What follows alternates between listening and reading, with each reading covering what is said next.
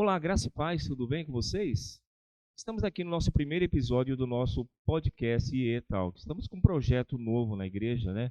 Estarmos falando sobre as séries que são tratadas aqui na igreja aos domingos. Mês passado estivemos aprendendo sobre fé para a vida real. E o pastor Robert vai estar falando conosco sobre isso. Olá, tudo bem? Tudo bem, gente? Muito bom estar aqui. Nós estamos iniciando, né, esse trabalho de, no final das séries, nós estarmos aqui reunidos, conversando, meditando, relembrando, né, o que foi falado, porque, como diz a nossa visão e missão, é levar as pessoas a um relacionamento crescente com Jesus por meio do discipulado. Então, o discipulado não para, mesmo quando acabou a série, a gente relembra, né? E nesse mês passado, nesse mês de fevereiro, nós conversamos sobre fé para a vida real, encontrando Deus no cotidiano. Então, espero que seja abençoador para a sua vida, como será para a nossa vida, né, Cris? Sim. E que Deus abençoe, e desde já peço para você se inscrever aí no canal e compartilhar esse vídeo antes mesmo de assistir. Já compartilha para os amigos, familiares, tá bom? Robert, de onde surgiu essa ideia dessa série Fé para a Vida Real? As pessoas pensam em espiritualidade apenas de momentos extraordinários, né? Então eu estava lendo alguns conteúdos, eu li um livro ano passado, Liturgia do Ordinário, e eu estava lendo um livro do pastor Eugene Peterson, que fala sobre como ele conversando, enviando cartas e recebendo cartas de um amigo, né? E ele fala sobre como a espiritualidade se desenvolve através da amizade. E aí eu lendo alguns conteúdos sobre isso. E aí eu pensei, por que as pessoas têm uma visão de vida ideal para começar a jornada da espiritualidade? Quando, na verdade, Deus nos chama para iniciar essa jornada da espiritualidade dentro dessa vida real.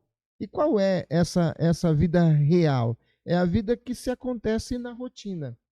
Deus está preocupado não só com o nosso domingo, Deus está preocupado com a nossa segunda-feira, com a nossa terça-feira, com aquilo que nós fazemos no decorrer do dia.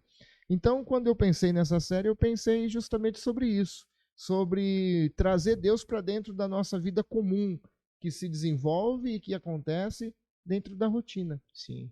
O que você percebeu nas pessoas para que levou você a falar sobre espiritualidade no cotidiano? É justamente isso, é justamente essa questão de que as pessoas precisam de grandes eventos, as pessoas precisam de ser impactadas por coisas grandes, né? Quando na verdade a vida cristã é uma vida simples. Jesus nos chama para uma vida simples. Jesus fala de forma simples. Jesus age de forma simples. Só que com o decorrer do tempo, e principalmente no tempo de hoje, nós vemos que precisa de um culto impactante, precisa de um espetáculo gigante, precisa de coisas grandes, né, para ser coisa boa. Mas será que é realmente isso? Quando eu pensei nessa série, eu pensei justamente sobre isso. Eu pensei sobre a nossa igreja, como que ela se desenvolve no decorrer do dia a dia, mas tendo os nossos cultos repetitivos, né? Nós falamos um pouco sobre Sim. isso na nossa série. Então foi isso que me levou a perceber a necessidade dentro desse contexto que nós vivemos hoje. O primeiro sermão você tratou sobre encontrar Deus um dia comum, né? Utilizou o Salmo 118 como referência, né? E por que é tão difícil para nós entendermos que Deus está nas coisas simples, no nosso dia comum, no nosso dia a dia? Eu acho que nós romantizamos o extraordinário. Não é que Deus não faça coisas extraordinárias, mas Deus pega o ordinário e transforma em extraordinário. É aí que está. Então as pessoas precisam de uma experiência forte, as pessoas precisam de experiências espirituais intensas e às vezes despreza o cotidiano, quando na verdade Deus nos convida a se encontrar com Ele dentro do cotidiano. E foi isso que a série nos propôs, até dentro do tema, encontrando Deus no cotidiano. Você já pensou se nós dependêssemos, Cris, de momentos extraordinários para encontrar Deus? As pessoas não valorizam, né? Não valorizam.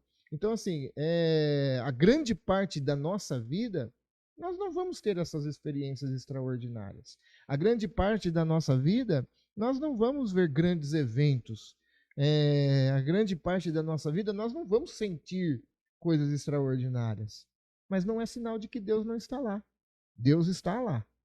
Então, o que resta de nós? É perceber que Deus está lá.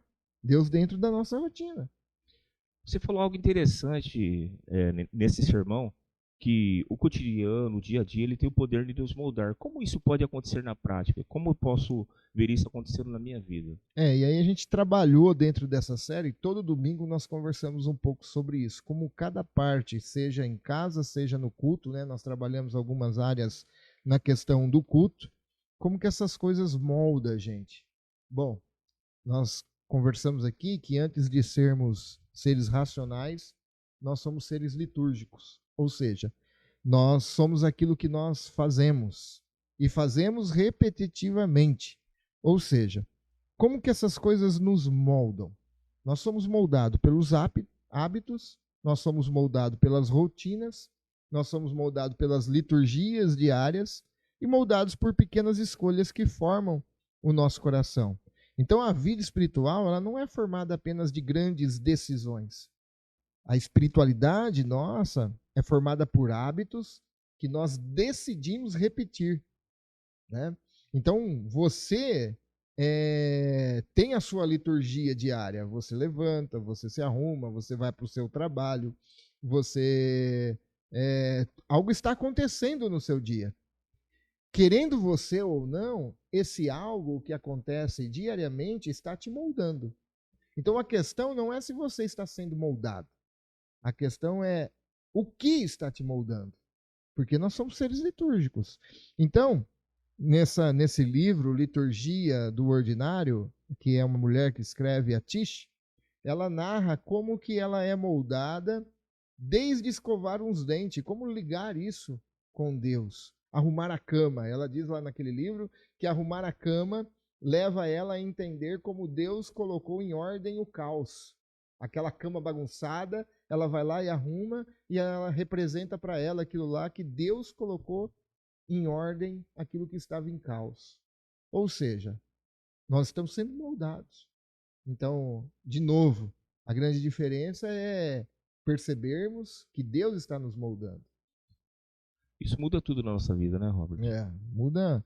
Quando a gente consegue entender, Cris, que Deus se preocupa e Ele quer se envolver em todas as áreas da nossa vida, e nós precisamos então estar perceptivos e abertos para que Deus faça assim, tudo muda. A gente muda a forma de vermos as coisas, a forma de tratarmos, a forma da conversa, a forma de nos relacionarmos. Tudo muda. Tudo muda, né? O segundo sermão, você tratou de espiritualidade nas pequenas coisas e utilizou o sermão do monte, né, para trazer a referência da palavra, né? E você falou sobre, e o texto fala sobre como Jesus, né, ele ensinava as pessoas a observar as pequenas coisas, né, os lírios do campo, as aves do céu. O que isso tem a ver conosco hoje? Como isso pode tratar sobre a nossa sociedade, né, sobre aquilo que nós ansiamos? E essa passagem bíblica, eu nunca tinha meditado assim como eu meditei para esse sermão. Já tinha pregado ele outra vez, eu acho, há algum tempo atrás. Mas nessa questão da ansiedade, quando Jesus foi falar de ansiedade para aqueles discípulos, ele não falou, se inscreva num curso de autoajuda, ele não falou, não levou eles ao templo, vamos ao templo. Jesus trouxe eles para o chão da vida, né? Para as coisas que acontecem diariamente, mas eles não observam. Então Jesus disse, olha, observem as aves do céu que não plantam, não semeiam, não colhem, não ajuntam em celeiro, mas Deus cuida de cada um. Observe os lírios dos campos, né? Nem Salomão, em toda a sua glória, se vestiu desse jeito. Então, eu achei maravilhoso isso, porque Jesus trouxe eles de volta para a realidade. Hoje, a psicologia moderna vai falar, primeiro se conheça você mesmo e se aceite. Quando Jesus fala, observem a sua volta e veja como Deus ama você, né? Então, Jesus desacelera as pessoas, desacelera o coração das pessoas e chama eles a observar. Ver, olhar é diferente, observar é uma coisa. Então, observe, preste atenção em tudo que Deus está fazendo ao seu redor. Então, a ansiedade nasce de quando a gente tenta controlar o futuro, né?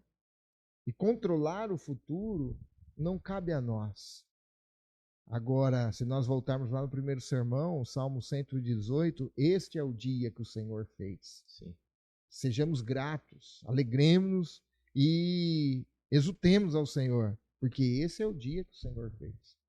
Então, acho que quando Jesus disse isso para aqueles discípulos, Jesus chama eles para o chão da vida, ou seja, nada grande, nada extraordinário, apenas observe. E se você observar, você vai fazer caminhada, você vai para o trabalho, tá lá, os pássaros estão cantando, os lírios, né, as flores estão florescendo, tudo acontecendo, e a gente não observa, a gente não percebe, quando na verdade aquilo está falando algo grandioso ao nosso coração.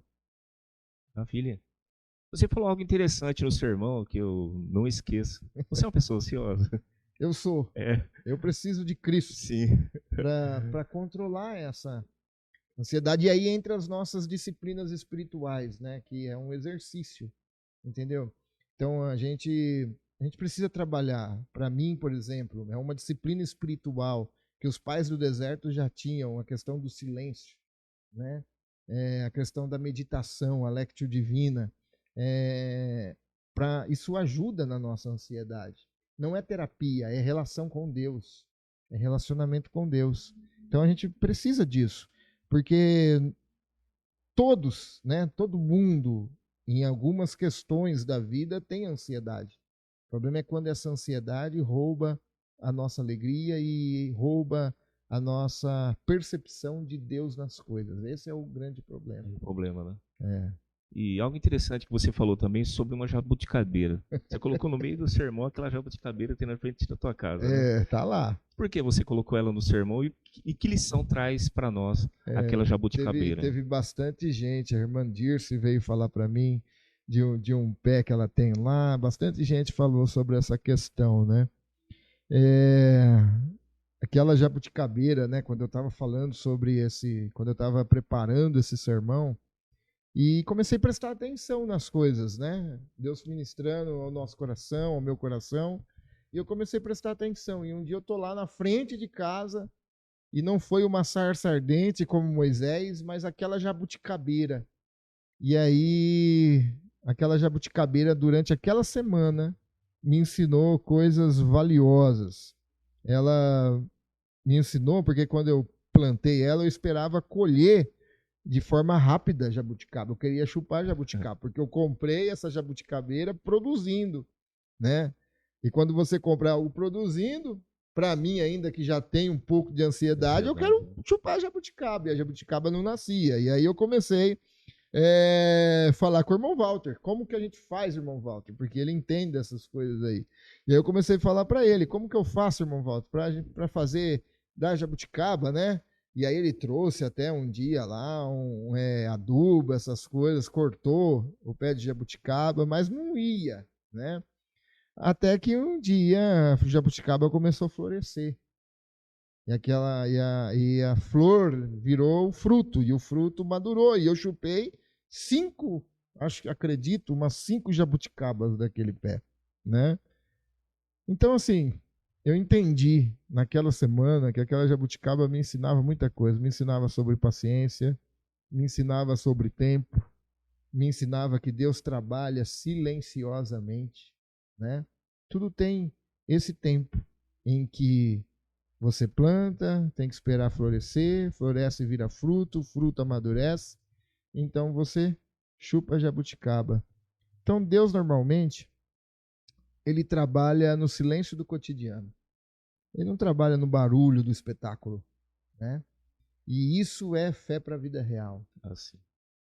É isso. Interessante.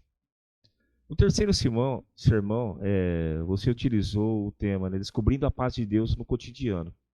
E aqui você fez uma pergunta até descontraída na igreja, né? Se alguém perdeu a paciência durante aquela semana, né? Muitas pessoas se questionaram, né? Por que para nós é tão difícil a gente manter a paz nos nossos relacionamentos, no meio dos nossos amigos, no trabalho, na escola, né? E quando eu perguntei, eu pensei, será que só eu perdi a paz, Você perdeu né? a paz Porque daquela no semana. início, a turma ficou meio retraída em levantar a mão, aí bastou um erguer a Aí mão, todo mundo levanta. né? Todo mundo ergueu a mão. Nós somos, assim, tentados a perder a paz diariamente. E aí a gente pensa assim, né, que essa paz se desenvolve apenas com pessoas de fora, a qual a gente precisa, né, perdoar, e é lógico. Essa paz se desenvolve apenas com pessoas que nós encontramos no trabalho, que nos desafia, também acontece, mas nós somos tentados a ter paz dentro de casa, somos tentados a ter paz no trabalho e até mesmo na igreja, né? Quem é o próximo? E a gente imagina que o próximo é apenas o caído que a gente encontra uma vez na vida. A gente imagina que o próximo é alguém que está precisando de uma necessidade também. Mas o próximo é o próximo, é aquele que está dentro de casa, é aquele que a gente se relaciona diariamente, né? Então, com essas pessoas também, nós somos desafiados a manter Sim. a paz. Então podemos dizer que a fé para a vida real, ela é mais testada no nosso dia a dia, né, pastor? Sim, é aí que Não é no envolve. culto somente, né? É Não aí é que só na envolve igreja. Deus no cotidiano, né? Com certeza. É aí que a gente convida Deus para fazer parte da nossa vida comum, né? Então nós temos essa paz cristã que nasce da reconciliação com Deus, né? Nós temos essa paz que não é apenas uma paz que você fecha os olhos e conta até 10 ou respira fundo. Não é essa paz emocional. Nós temos essa paz com Deus e porque nós temos essa paz com Deus, nós desenvolvemos então essa paz de Deus. E aonde? É dentro desse cotidiano da vida, né? Então, as pessoas pensam que aonde eu pratico a paz? Eu pratico a paz em todo lugar que eu estiver. Seja em um local que eu vou uma vez na vida, ou seja, dentro de casa no qual eu estou todos os dias. Você falou sobre a paz e falou sobre a reconciliação, né? Uma paz que ela não é somente para si mesmo, mas uma paz que ela depende de uma reconciliação com Deus. Pode explicar isso para nós? E é lá que está, né, em 2 Coríntios, capítulo 5, que nós trabalhamos. Sim. Deixa eu abrir a Bíblia aqui para eu ler certinho. 2 Coríntios, capítulo 5, né? Versículo 17, se eu não me engano. Logo, todo aquele que está em Cristo se tornou nova criação. A velha vida acabou e uma nova vida teve início. E tudo isso vem de Deus, que nos trouxe de volta para si mesmo por meio de Cristo e nos encarregou de reconciliar outros com Ele. Pois em Cristo, Deus estava reconciliando consigo o mundo, não levando mais em conta os pecados das pessoas. E Ele nos deu esta maravilhosa mensagem da reconciliação. Então, Cristo, Deus nos reconcilia com Ele por meio do teu Filho Jesus. Agora, será que essa reconciliação acaba em nós, né? Essa reconciliação, a Bíblia nos fala que nós fomos reconciliados para reconciliar os outros, né? Reconciliar os outros porque nós temos uma mensagem poderosa e maravilhosa da reconciliação. Ou seja, nós temos paz com Deus porque Deus, por meio de Cristo, estabeleceu a paz conosco, mas isso então não termina em nós. Isso reflete na sociedade no qual nós estamos inseridos. Tem que refletir no trabalho, tem que refletir no lar, tem que refletir na família, aonde nós estivermos. Por quê? Porque Deus nos deu essa mensagem maravilhosa e poderosa, que é a mensagem da reconciliação. E como é difícil ter a paz, né, em todos os lugares que estamos, né? É aí que entra chamar Deus para dentro da nossa vida né? comum, entendeu? No quarto sermão, você falou sobre gratidão que transforma. Utilizou o texto lá em Tiago, capítulo 1, né? Por que muitos cristãos têm dificuldade com essa ideia de prazer? Vou só abrir um parênteses aqui. Isso. Nós falamos sobre a questão também da paz, Cris, na questão litúrgica, que nós falamos sobre dar paz, né? Ah, sim. Sobre dar paz. E aí essa questão de que a gente pensa que o culto se inicia apenas quando a gente faz a leitura oficial e ora, né? E aí dentro dessa ideia que nós somos moldados liturgicamente, né? Se você pegar a liturgia anglicana, ela tem um momento do culto no qual ela confessa os seus pecados e dá paz uns aos outros. E assim em outras liturgias. Na nossa, nós entendemos que o culto se inicia quando nós já damos a paz aos outros. Porque quando nós damos paz, nós estamos chegando à mesa do Senhor, para o culto. Então nós somos moldados através dessa paz a qual nós damos um ao outro. Então o culto, ele não é apenas uma expressão de fé. O culto todo como um todo, né? Ele nos forma com características peculiares do reino de Deus, no qual a paz é uma característica peculiar. Então, quando a gente vem para o culto, pensa que nada está acontecendo, eu não estou sentindo nada, né? E aí eu falei sobre a bênção da repetitividade, né? Mas todo culto é igual, não tem nada diferente, não tem nada extraordinário. O culto é para ele formar as pessoas. Ou então o culto nos forma como verdadeiros adoradores, ou ele está formando como verdadeiros consumidores. Então, essa questão de ser formado pela liturgia da paz, ela reflete então também na nossa vida. Porque nós damos a paz, nós exercemos a paz. Todo domingo aqui, eu posso viver essa paz e levar essa paz para fora daqui. Levar essa paz para o trânsito. E aí eu contei a história, né, do cara que me cercou lá e buzinou e andou um quarteirão inteiro. Parecia que foi um negócio porque eu iria falar de paz naquela semana, né? E aí eu pedi a paz de Deus ali, para a glória de Deus, assim, Deus me deu aquela paz com o vidro fechado. Por que isso? Porque eu levo essa paz que os irmãos me dá para dentro da minha vida comum na segunda e na terça, na quarta, na quinta-feira. Então o culto nos molda, a paz que nós damos um ao outro molda a gente no trabalho, quando nós somos perseguidos, quando somos... Tudo está nos moldando, nos conflitos. E por que eu exerço paz no conflito? Porque eu sou moldado aqui no domingo, liturgicamente, através da paz que me dão, né? Então, é isso. Falando sobre gratidão, né? Como é que é a pergunta mesmo? O último sermão, né, você falou sobre gratidão, né? Por que muitos cristãos têm dificuldade com essa ideia de prazer? Parece que Deus fica esperando você sentir um momento de prazer, de alegria para te pegar, né? Sim. Parece que Deus não quer que você sinta prazer quando Deus nos fez com prazer. Sim. Né? Para muitas pessoas, acho que ter prazer, ter alegria é até pecado, né? Que ele viveu uma vida... É pecado.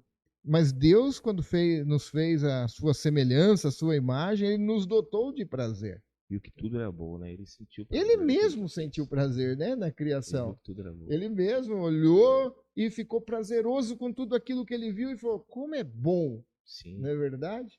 Então, o prazer foi criado por Deus. Isso é claro, biblicamente, teologicamente, é que o pecado desordenou os prazeres. Ou seja, o prazer deveria levar a pessoa a glorificar a Deus, né? Então, o prazer não é problema. O problema é para onde nós direcionamos esse prazer. Na maioria deles, é direcionado a nós mesmos. É a satisfação nossa, aos nossos desejos, né? Tiago capítulo 1, que nós lemos, vamos abrir lá.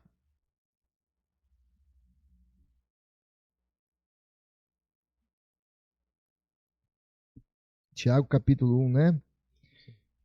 Versículo 13, diz assim: E quando vocês forem tentados, não digam esta tentação vem de Deus, pois Deus nunca é tentado a fazer o mal, e Ele mesmo nunca tenta alguém. A tentação vem dos nossos próprios desejos que nos seduzem e nos arrastam. Ou seja, esse prazer que nos leva ao pecado. Esses desejos dão à luz o pecado, e quando o pecado se desenvolve plenamente, gera morte. Não se deixe enganar, meus amados irmãos. Peraí, existe o mau prazer. Existe o prazer que nos leva a pecar. Existe o prazer que nos afasta de Deus. Mas não é sinal que não exista um prazer que glorifica a Deus. Toda dádiva que é boa e perfeita vem do alto, do Pai que criou as luzes no céu. Nele não há variação nem sombra de mudança. Então, quando houve a queda, os nossos prazeres ficaram desordenados. Os prazeres que deveriam glorificar a Deus agora trazem satisfação a nós, leva nós a pecarmos. Então a solução não é eliminar o prazer. Tem gente que tenta eliminar o prazer, mas não é. A solução é redimi-lo, ou seja, direcioná-lo para a glorificação de Deus Pai, né?